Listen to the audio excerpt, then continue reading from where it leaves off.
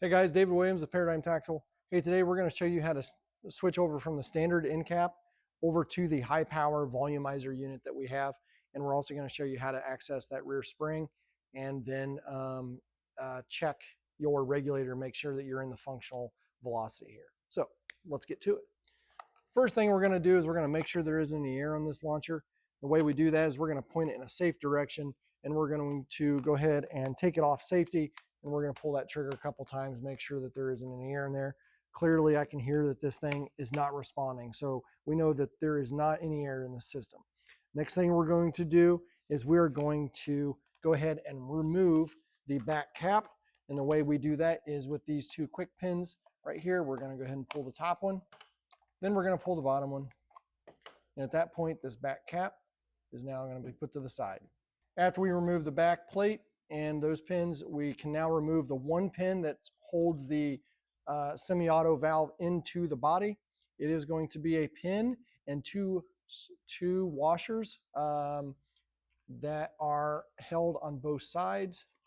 I like to use the pin to help push that other washer out of the back side here. And you can see right there we've got the pin and two washers. Next thing we're going to do is the entire valve assembly is going to come out the back. You can either grab in from the back side like this, doing it this way, or you can push on the bolt itself. As you can see, I kind of push that bolt back. At the same time, I'm kind of using my index finger to pull this out. It's really simply, there we go. So I can set the launcher to the side now, and we're going to focus on this piece. At this point, we're going to go ahead and unscrew the back cap from the body. So the way I do that is I'm going to grab the body like this. I'm going to grab the back cap like this. I am going to get a little bit of grease on me, and that's fine. I'm just going to go ahead and unscrew this back cap. All right. So there's the back cap. And if I want to go to the high power unit, I'm going to set the back cap to the side, and I'm going to bring over my volumizer, my high pressure or my high volume volumizer. Now, we have springs. We have lots of springs to choose from. Right now, this launcher came with the medium level spring. Right there, I can kind of push down on it and I can feel it. The launcher is going to go with, you can see how little I'm able to deflect that spring. This is a high pressure spring. So this allows us to increase the pressure to the valve, which in turn makes it even more powerful. So this spring in combination with this volumizer, this will get us around 40 joules, 35 to 40 joules. If you go with the high pressure spring and the volumizer, this is the one that's going to get you upwards of 60 joules. This is what this customer wants, so this is what we're going to put in here. Installation is easy. We're going to take the high pressure spring, we're going to lubricate the stem of the volumizer, and then we're simply going to slide the spring into the volumizer. Then we're going to take the valve body, and we're going to simply push that spring in there, compressing that spring, and we're going to be threading on that volumizer all the way until it stops, and you'll know you're far enough because you can see that O-ring is actually going to be disappearing. That O-ring kind of helps mitigate vibration and loosening from vibration. So right there, we're tightened up, we're good to go. I'm going to go ahead and push on the bolt and the body to watch and make sure that everything cycles like it should. That looks good. Now we're ready to reinstall it. Okay, reinstalling into the launcher is really easy. All we're going to do is it's pretty well dummy proof. You either have this can be the top or this can be the top. As long as these grooves match with the hole on the valve or on the upper receiver, you're golden. So pretty much how we're going to do is we're going to install this.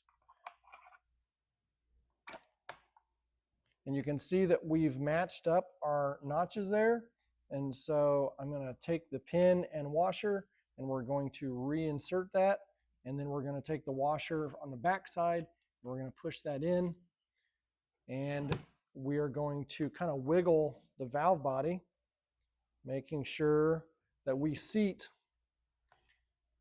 that washer or bushing. So right there, the washer bushing is not completely seated. In this case, I'm just going to use something plastic. And there you can see the detent of the pin is exposed, which is keeping that washer in place. So that's completely installed. The next thing we have to do is when we increase the spring force, we have to make adjustments to the regulator. So the way we do that is we're going to go ahead and we're going to put this into a safe position where we can actually fire it.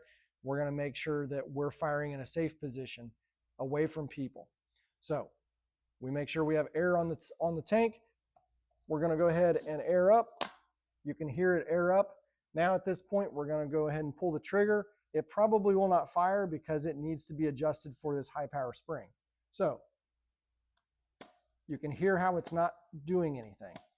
That's because we don't have enough pressure to overcome that spring. So we're going to go ahead and take Allen wrench. This is a 3/16 Allen wrench.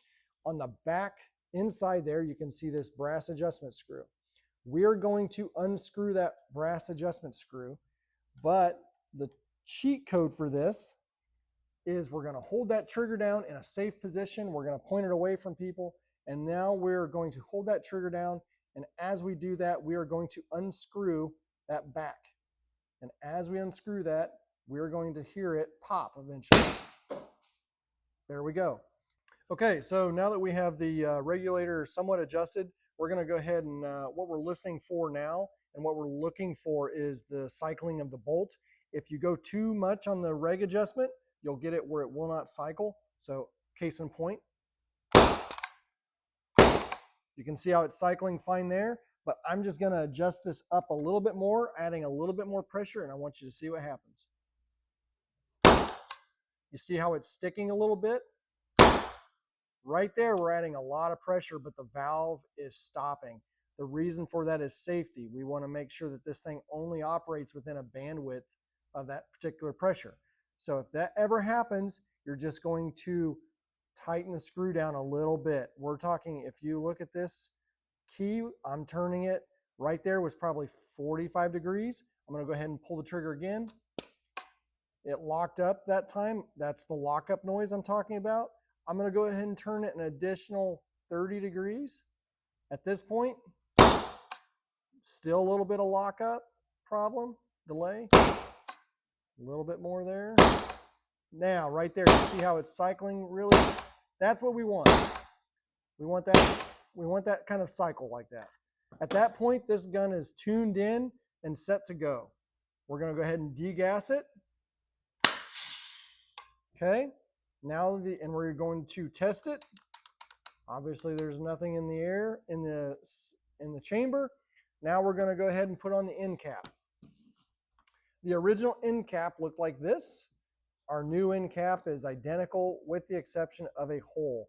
The hole is made to give us that space around the back end of the volumizer. And this might be a little bit the hardest part, but it's just a matter of getting that around the volumizer and down into the body.